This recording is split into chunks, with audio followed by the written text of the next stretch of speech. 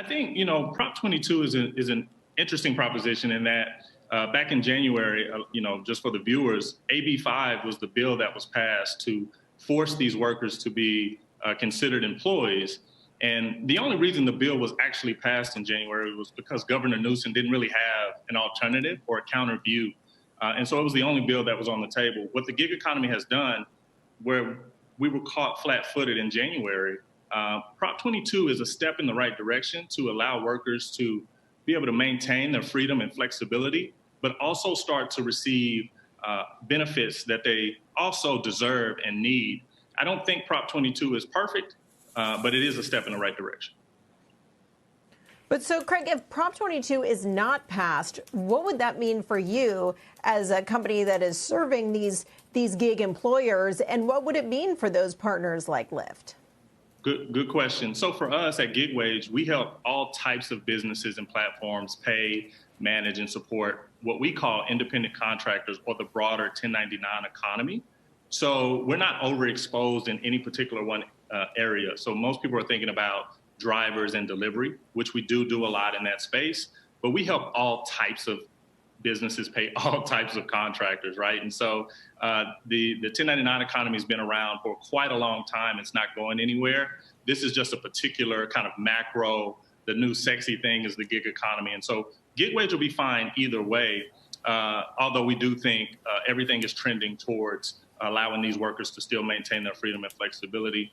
And as far as our customers, California is our second largest market to date, and we do have exposure to delivery and drivers there.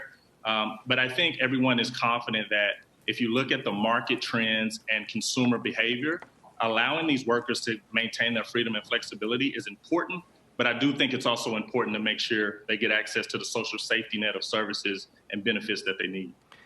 Craig, it's so interesting. If the polls are to be believed, first of all, Prop 22 has to hit 51% in order to pass it. The yes votes don't just have to beat the no votes, but also it could depend on Republican turnout, because in the polling, Republicans support Prop 22 71% to 21%. A majority of Democrats were opposed, though not by such an extreme margin. Traditionally, a lot of Republicans in California felt like, well, my vote doesn't matter. And 22, it does. Do you think the tech companies have turned out the Republican vote as much as they need to get this thing passed? Yeah, I mean, listen, I think if you're going to build an amazing company, you've got to be able to build it under both administrations and work with Republicans and Democrats. I always laugh. It's not a tech company, but my mom works for a company called Linux Industries. They've been around since 1895. And so they've seen, both sides of the aisle, right? And so I think tech companies have done a decent job of navigating both sides.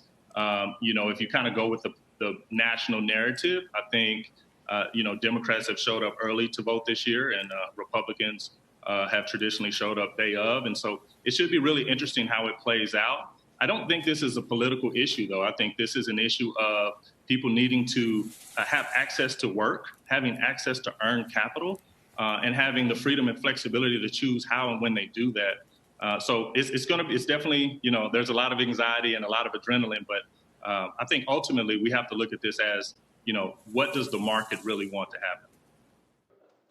Shepard Smith here. Thanks for watching CNBC on YouTube.